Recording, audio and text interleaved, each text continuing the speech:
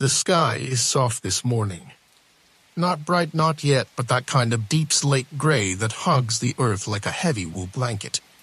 You can smell salt on the air. And something else, too. Damp wood. Smoked herring. The faint tang of fish oil and wool grease. Welcome to a tiny Viking fishing village tucked along a fjord, nestled somewhere between myth and a very cold reality. You're awake before the sun fully crests the hills. Not because you're disciplined, but because the wind found a crack in your wool and tickled your ear until you gave up on sleep. Your wool blanket protests as you roll out of bed. Your boots are stiff. The floor is colder than you think is strictly necessary. Still you rise. Outside, gulls squawk with the soft-minus importance of creatures that have never paid taxes. The water laps against the wooden docks in a rhythm older than your grandmother's stories. And there, leaning against the boathouse, is your boat. Your very small, very wooden, very C- salted boat. She has not much, but she listens well. A cheeky warning, you probably won't make it through this day. Before we row out, consider gently liking this video. If you feel moved by the fjord, the fish, or sheer fatigue, subscribe for more sleepy history stories. And comment below with your location and local time.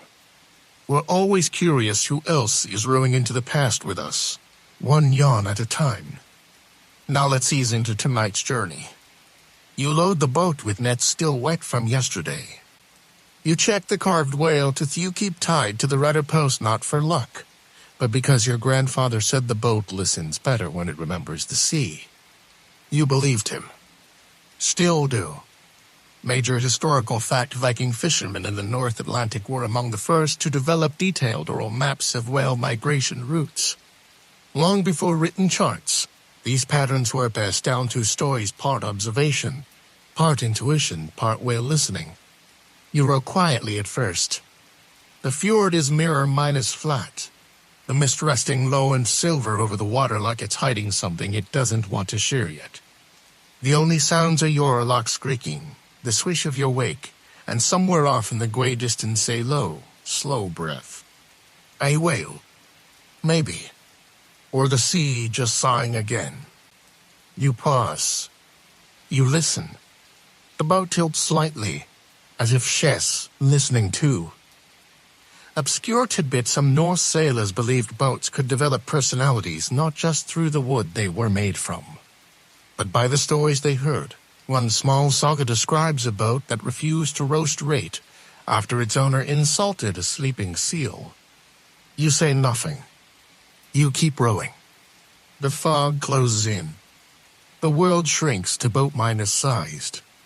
And you drift gently forward. By mid-morning, the sun is a pale ghost hiding behind clouds that never asked for permission to stay. You stop rowing. Let the boat drift. The net is coiled beside you like a lazy cat. You haven't cast it yet. Not because there aren't fish, but because there's something else. You hear it again. The breath. Long, slow, not quite human. You lean over the side. The water is dark, and you see nothing. Just a ripple. A glimmer.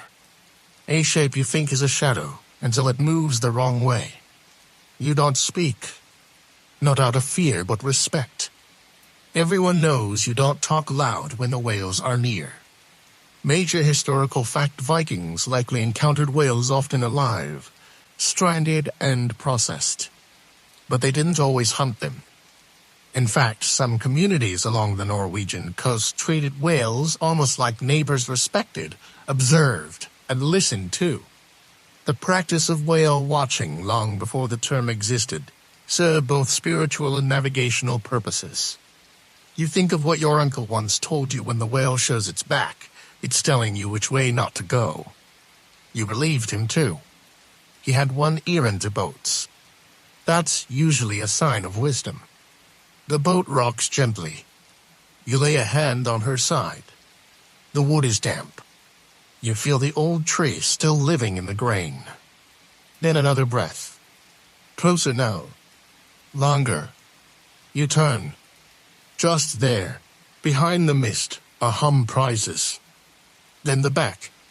Then gone.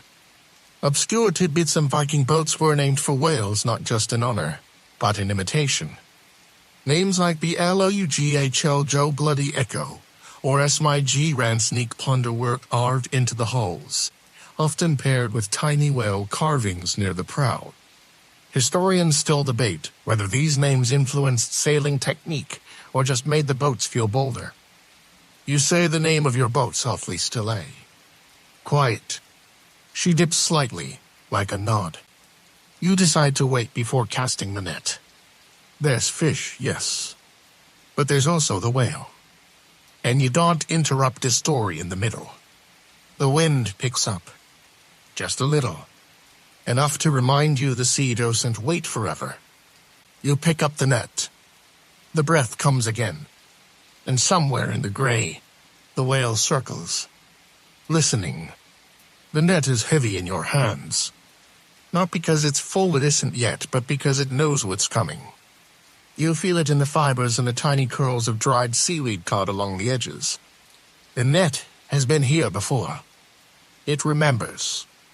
You cast it gently, letting the weight pull it down into the fjord's belly. The ripples spread slowly, disappearing into the mist like gossip. You sit back watching, listening. There's a silence that follows the cast. Not emptiness, more like a pause in a song you haven't quite learned it yet. Your boat drifts again. Not far. Just enough to remind you that nothing is ever really still. Major historical fact: Viking boats, especially the smaller near-minus type vessels used by coastal fishermen, were designed for quiet. Their hulls were low and narrow, making them ideal for sneaking up on fish or whales. The builders believed a quiet boat meant a generous sea. Many used linden wood, soft and slightly resonant, said to hum when whales were near. You lean forward. The mist thins just enough to show the shoreline far, rocky, lined with pine and C- thrift. You spot a seal watching you from a rock. It blinks once, then slides back into the water with the casual grace of something that's never heard of deadlines. You envy the seal. Briefly. Then the net tugs. Not hard. Not urgent. Just a suggestion. You pull. Slow. Steady. There's weight there now. Maybe fish. Maybe seaweed. Maybe the sea decided to hand you back something you lost years ago. Obscure tidbits of Norse folk tales tell of borrowed fish catches gifted by whales, but only if the net is dropped in silence and gratitude. Taking too much or laughing during the haul could mean bad luck, or worse, a boat that leaks secrets. You don't laugh. You don't even smile. Just pull. 1 fish. 2. 5. Enough. You thank the net. Out loud, quietly. The mist shifts again. A tail breaks the surface. Far off, long, slow, curved like a question mark. The whale is still listening. And your boat? She leans slightly to starboard, as if she heard it whisper something only boats understand. You row back slowly. The mist has begun to lift, revealing the familiar shape of the fjord-sharp cliffs, dark pine, gulls hanging like lazy punctuation marks in the sky. Your arms ache, but not unpleasantly, like they've been part of something older than muscle memory. The fish flop gently at your feet in the boat's shallow hold. Not many. Just enough. You'll salt half, smoke the rest, and trade one for a new pair of gloves if the tanner's in a good mood. He usually isn't. His goat ate his maps last winter. As the boat nudges against the dock, you tie the rope without looking. Your fingers know the knot. They learn it the same week they learned how to hold a herring without dropping it. Major historical fact: Viking fishermen operated within cooperative coastal systems, sharing knowledge and resources, especially regarding whale movement. Oral charts were exchanged over ale, trade routes, and sometimes carved into walking sticks. These story sticks help navigate waters where written maps were still centuries away. You unload the fish. Place them on the wooden board beside the smokehouse. The smokehouse smells like last week's mackerel and 2 decades of stubborn wisdom. You nod to the man inside. He nods back. This is the entirety of your conversation. You walk the boat back to the boathouse, running your hand along her side. She creaks. She always does that. You once thought it was the wood settling. Now you wonder if it's more like a sigh. Obscure tidbits some Viking fishermen carved runes into their boats, not spells, not curses, just observations. One recovered prow included the words, "She hears the fog." Another, more famously, "Do not row when she leans left after sleep."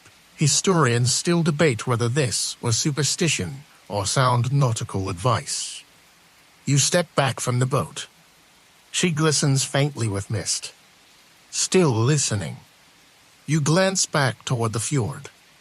The whale is gone, but the breath you heard, still echoing somewhere inside you. Like a lullaby the sea didn't finish. Like the beginning of something you don't need to understand to remember. The village hums in its usual late-minus afternoon rhythm quiet, with an undercurrent of fish-minus related urgency. Children chase each other between salt barrels. Smoke curls from chimneys where dried kelp crackles in the hearth. Somewhere, someone is swearing softly at a broken oarlock. Your E sharpening your knife. Not for anything dramatic, just fish cleaning. The blade's dull from use, and the whetstone sings when it meets steel. It's a song you've heard 1,000 times. Steady, useful, slightly off minus key. You sit on a low bench by the woodpile. The air smells of pine sap, sea salt, and the faint lemony tang of elderberry mash fermenting in a jar that no one has claimed. Fikri, the village dog, noses at your boots, then promptly decides you're not currently interesting enough to chew on. Your neighbor walks past with a bundle of dried kelp under one arm and a cod under the other. You nod. They nod back. Words are optional. Major historical fact in coastal Viking communities. Fishing was the solitary affair, it was seasonal choreography. Boats left in loose flocks, shared nets were common, and families specialized, some salted, others smoked. A few even bartered with inland farmers for honey or linen. Everyone knew who was listening to whales and who was just guessing. You finish the blade. Test it on a curl of dried kelp. It slices clean. Then out of habit you glance toward the water. Still, but not empty. A single ripple glides toward shore, unbothered. You think of the whale again. Its breath. Its tail. The silence around it that somehow said more than half the village ever could. You clean your fish. Slice. Rinse. Salt. Stack. It's all muscle memory now. Movements so practiced they leave your mind free to wander. Obscure tidbits some Viking households believed a fish cleaned, while remembering a whale would stay fresh longer. One rune mine is carved, beam in a kitchen hut reads, "Salt the fish, while the breath is near it will not sour."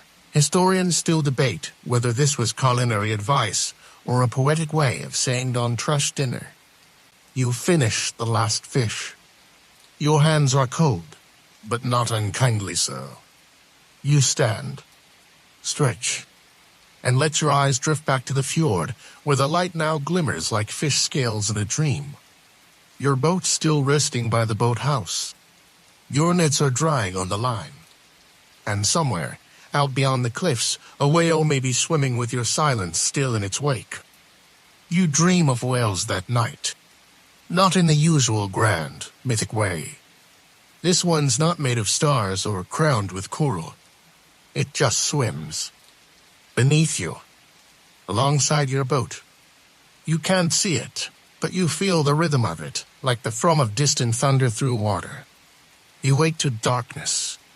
Not early morning, not yet. Just a still, quiet middle of the night. The coals in the hearth are soft red. Use it up.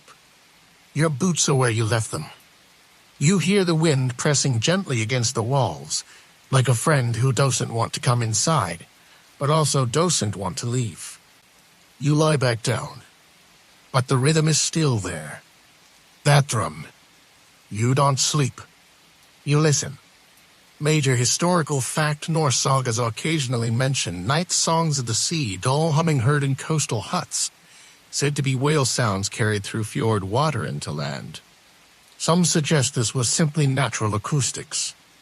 Others believed whales could speak through stone when the tide was right. You dress quietly. Step outside. The village is asleep, except the sea. The fjord glows faintly under moonlight, its surface smooth as polished horn. You walk to the dock. Your boat bobs gently.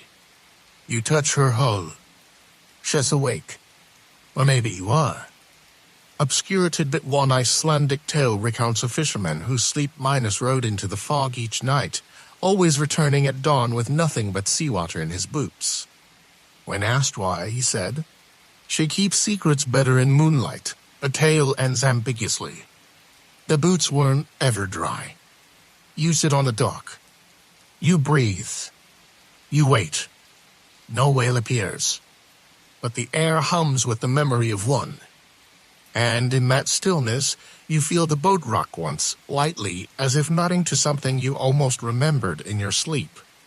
The morning comes reluctantly, like a sleepy child being tugged toward responsibility. The fjord is wrapped in low silver clouds, and the village moves slower than usual, voices softer, boots heavier, even the gulls slightly less confrontational. You wake with salt in your mouth. Not from the sea. From a dried cod cheek, you fell asleep chewing. It's a habit you picked up from your grandfather, who claimed it made dreams steadier. He also believed seaweed cured melancholy and that boats knew when you lied. 1 out of 3 seems verifiable. Outside, your boat waits. You have no real reason to row today. No pressing catch. No urgent trade. But the boat has leaned slightly toward the water all morning, as if bored, as if humming, as if suggesting. You pack a small net. Some dried berries. A wooden cup. You leave a note in the hut that just says out. They'll know what it means. Major historical fact: Viking fishing was always for food. Some outings were rituals: training, listening, timing. Especially in seasons between migrations, when the whales passed by but didn't stay. Young fishermen were sent out alone to learn the rhythm of the fjord. It was part of their education, somewhere between meditation and weather forecasting. You untie the boat. Push off. The water takes you in like an old friend. You row gently, more with wrists than arms. The air smells of pine smoke in the damp underside of mossy rocks. Somewhere in the distance, a sea raven calls out off minus ski, but determined. The net sits beside you, untouched. You're not here to fish. You're here to listen. Obscure tidbit: some coastal Norse communities believed whales could pass on messages to fishermen through the sound of waves bouncing off boat hulls. A monk in the 11th century claimed a whale once delivered a weather warning by slapping the sea with perfect rhythm. His entry ends with, "The fish arrived 2 days early." You close your eyes. The boat rocks slowly. No breath this time. No tail. Just silence, stretching comfortably between wave and door. You breathe in. The net flutters, but doesn't ask for anything. Not yet. By midday, the clouds lift a little, revealing patches of shy blue sky. The kind of color that only appears when the air still smells like it might change its mind. The fjord opens wider before you. You steer toward a small cove you haven't visited in weeks. The rocks here are flat, sun-minus warmed, and speckled with tiny purple flowers that grow impossibly close to the sea. You tie the boat to a root. Step ashore. Your boots make a sound like tired bread. Use it. Eat the berries. Sip water from your wooden cup. Time forgets you for a while. Major historical fact, many Viking fishermen kept specific, unofficial resting spots, scoves, ledges, even large driftwood logs named and remembered not on any map, but through shared memory. Some of these places were associated with certain whales. Whale minus rest, stone and tail may appear in more than one saga, often in the same tone as one would describe an old neighbor. You lie back on the rock. The warmth surprises you. The sea murmurs nearby, brushing the pebbles in slow applause. Above, gulls circle. A raven lands briefly on a stump and watches you with the suspicion of someone who's just realized you're not carrying bread. You close your eyes again, and you hear it. A splash not sharp, not sudden, just deliberate. Use it up. There, beyond the cove's edge, a smooth curve of dark skin glides above the water. A whale, or maybe just enough of one to remind you they're never far. Obscure tidbit, in some Norse traditions, whales were believed to carry the souls of lost fishermen, guiding them to other coasts. There are references to ghost-backed whale sightings that vanish when followed, thought to be echoes of past lives. You watch the water. The whale doesn't surface again, but the sound of that splash folds itself into your bones, into the grain of the boat, into the next breath you take. You gather your things and tie the rope, row slowly home, and though the boat says nothing, you're sure she heard it too. The village is quieter than usual when you return. Maybe it's the late afternoon light, soft and drowsy. Maybe it's the gulls, who've taken their argument elsewhere. Maybe it's just the wind, slow and warm, carrying a kind of hush you don't often notice until it's already wrapped around you like a second cloak. You tie off the boat. She leans slightly again, in that knowing way. You at her side. Later, you whisper, without quite meaning to.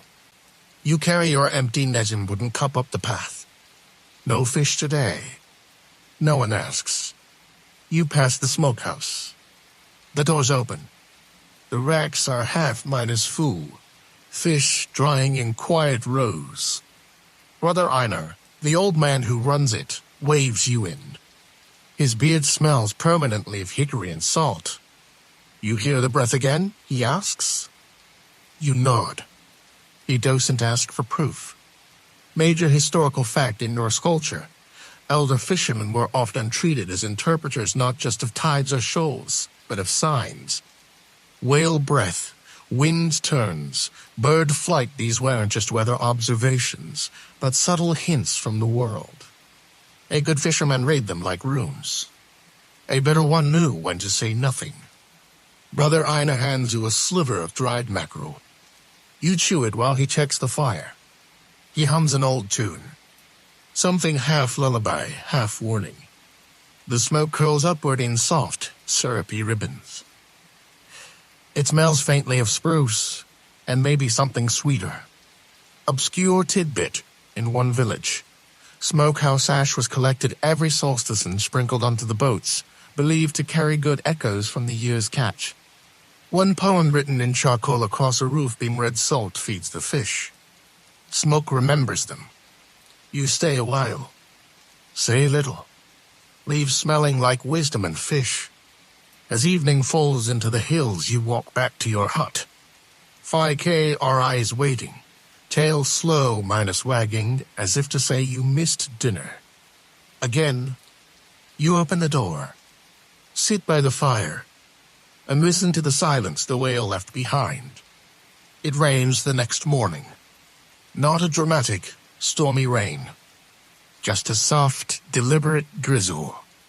The kind that seeps into everything. Into wood. Into wool. Into stories that aren't quite ready to be told. You stay inside for once. Your hut smells of smoke, wet wool, and the faint brine of yesterday's boots. Use it on your bench, sharpening your blade again not because it needs it, but because it keeps your hands busy while your mind drifts. You think of the whale, of the splash in the cove, of the silence afterward.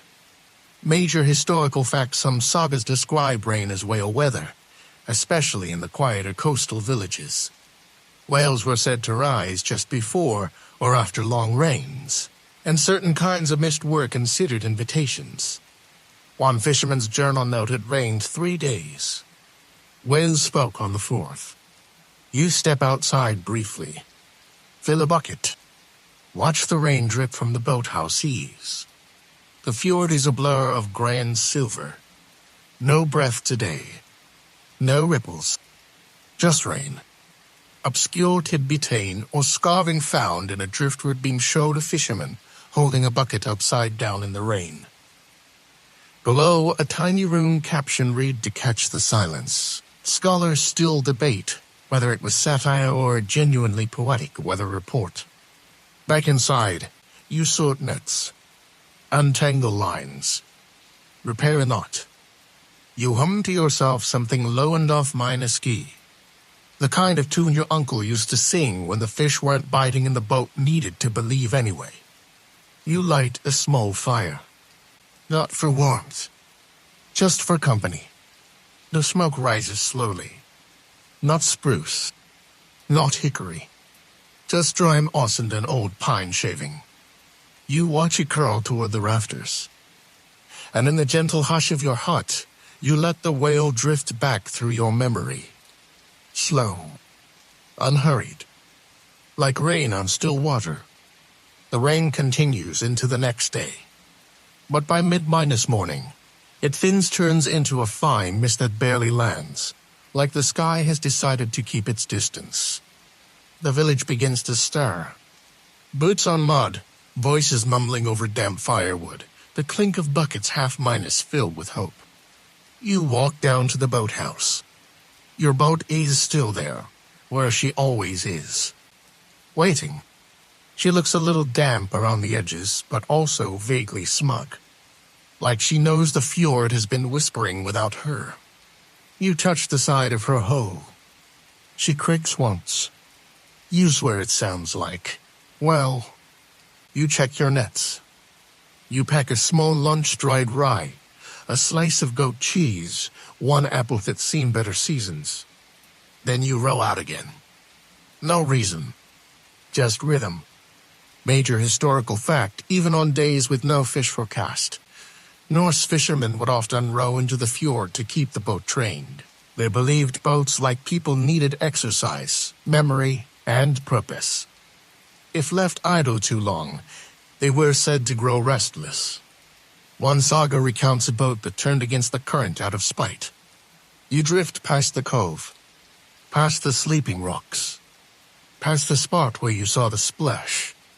No whale today, but the water is warm, friendly, a little green in the sunlight. You throw the net out anyway, not for fish, but for form. Then use it, and wait. Obscure tidbit: in one preserved net found in a coastal burial site, archaeologists discovered small wooden okens tied to the rope. Carved into them were tiny wave patterns and what appears to be a smiling whale. The belief: nets worked better when they were used. You hum to the net. It seems polite. The fjord echoes back softly. Your boat, docent rock. She sways just once as if in agreement. You eat the apple first. Save the cheese for later. And breathe. Deep. Even. With no need for answers. Just presence. The fog rolls in around you, not heavy, but certain. It doesn't sneak. It strolls. Takes its time. Wraps around the cliffs and trees like a grandmother adjusting her shawl. You recognize this fog. You've seen it in stories. The kind that comes before something speaks. You pull in your net. Empty, as expected. But damp in that way that says it's been touched by more than water. You let it rest in the boat. And listen. There's a low thrum. At first, you think it's in your chest. But then it hums along the wood. Your boat hears it too. Major historical fact: Norse folklore sometimes attributes certain fogs to the presence of sea song, a natural resonance caused by underwater whale calls. Modern science calls it low-minus frequency echolocation. The sagas call it the hymn that moves below. Either way, fishermen weren't ought to stop and wait when it came.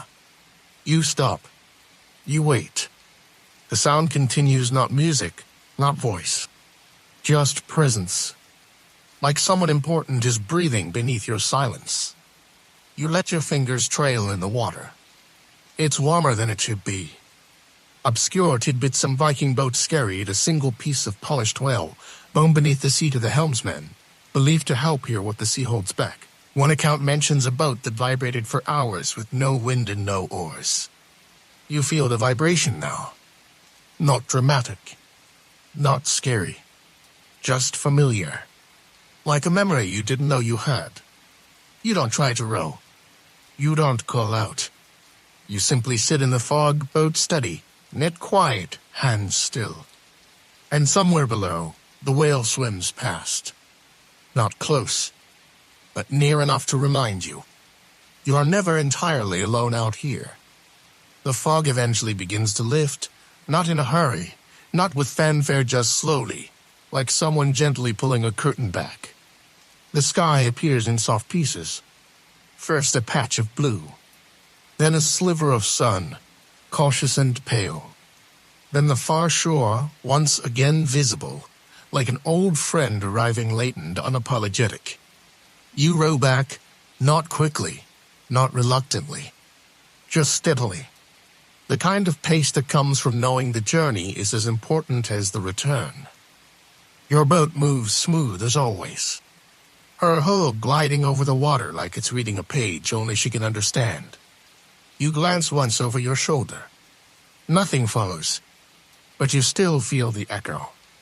Major historical fact: Viking fishermen often measured their travel not in miles or knots, but in sound so long until the echo of their own oars vanished. How many breaths of quiet it took to reach a certain bend in the fjord. Some even described distances and song lengths, as in, it's 2 verses from the Berry Cove. You dock softly, tie the rope, pat the wood. She leans just slightly again, the way she does, as if to say, good job. You smile. Back in the village, the fires are lit again. Someone is roasting something that smells suspiciously like cabbage. Children are playing a game that involves throwing fishtails at a barrel. The logic escapes you, but the laughter makes it work.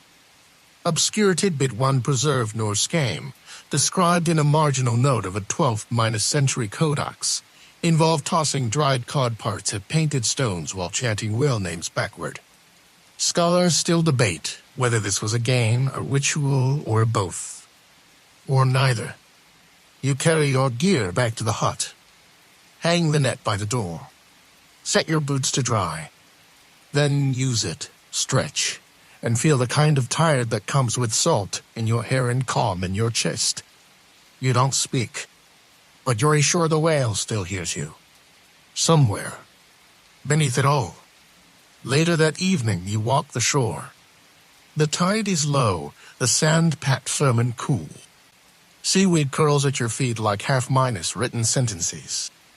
The gulls are gone, or perhaps just quiet. A rare gift. The moon rises slowly over the hills. Not full, not sharp. Just a soft, silver coin someone left behind in the sky. You walk toward the place where driftwood piles up after storms. There's a log there you like, a thick one, smooth, shaped like a broken. Use it. The air smells of brine, pine resin, and something like old stories. You think of the splash in the cove, the slow breath near your boat, the fog-minus hum that whispered along the wood, and you think of how none of it asked anything from you. It just happened. Major historical fact: in some Norse sports, it was tradition to leave small carved tokens near the shore, a gift to passing whales. Not food, not bait. just a gesture. Tiny boat shapes, fish symbols, or sometimes simple runes meaning safe travel. No one expected anything in return. You dig into your pouch. Find a bit of soft wood. Begin carving. Nothing complex. Just a spiral. The shape of the splash. The shape of breath rising. The shape of how you feel now. Obscure tidbit in a Danish museum sits a carved driftwood whale dated to the 10th century. On its side, in faint scratches, is written "I heard it hum, so I gave it shape." Scholars argue whether this is art tribute or a confession of having too much free time. You finish the spiral. Place the wood on the sand, where the tide will reach it by morning. Then you sit a while longer, not expecting anything. Just being. The moon rises higher. The sea breathes slow. And your boat, back at the dock, creaks once in her sleep. You wake the next morning before the gulls. The air outside is still so still. You can hear the tiny drip of dew slipping from pine needles into puddles. The fjord is glass again, catching the slow blush of dawn and holding it gently, like it knows how easily mornings can break. You step outside. No boots. No net. No boat. Just you and the soft hush of ending. The village is quiet. Even Viking or a docent bark. He just lifts his head and watches you with that ancient, dog-minus-like gaze that says, "Oh, yes." Oh. You walk barefoot down the dock. The boards are cold, but not cruel. Just enough to remind you you're here. Your boat is there too, waiting. But she doesn't lean this time. She's still. Listening, maybe, but satisfied. Major historical fact: at the close of fishing seasons, some Viking fishermen performed quiet ceremonies for their boats, cleaning, oiling, and resting them in sheltered waters. Some spoke aloud to them, others left gifts. One fragment of a saga reads, "We laid her down like a daughter grown." She carried our silence well. You crouch beside her hoe. Place a hand against the grain. You don't speak, but you think the words. "Thank you." And she says nothing in return, which is, of course, the answer you hoped for. Obscure tidbit: in some Norse villages, it was believed that whales could return as the wind in the sails, if remembered properly. One rune stone bears the inscription, "He sang beneath me, and I rowed less." Use it on the dock. Watch the water shift with the first whispers of breeze. No breath. No splash. No will. But you feel something in your chest warm, slow, shaped like a spiral. It drifts out of you gently, back into the fjord, where it belongs. The sky above the fjord softens into a pale watercolor wash, clouds like brustrokozip, the sun just a smudge behind them. The boats, resting at their moorings, creak faintly in rhythm with the tide, their ropes humming low lullabies no one taught them, but everyone somehow knows. The village is beginning to stir, but you linger at the edge. Your bare feet on the dock, your hands in your lap, your breath even. The whale never promised to return. But then again, it never had to. Its breath still lives in the hull of your boat. Its tail still curves behind your thoughts. Its silence still curls through your ribcage like a soft gust through pine trees. Somewhere across the water, a ripple spreads slowly, as if a memory is stretching after a long night. You watch it glide. You let it go. And above you, the sky exhales in long, pale streaks. No oars. No nets. No need. Just the sound of quiet water brushing against old wood. Just the creak of your boat, easing into stillness. Just the scent of salt and pine and a little bit of time. You breathe in. You breathe out. And as the day begins to rise behind you, the whale swims on. Gentle, wordless, and known.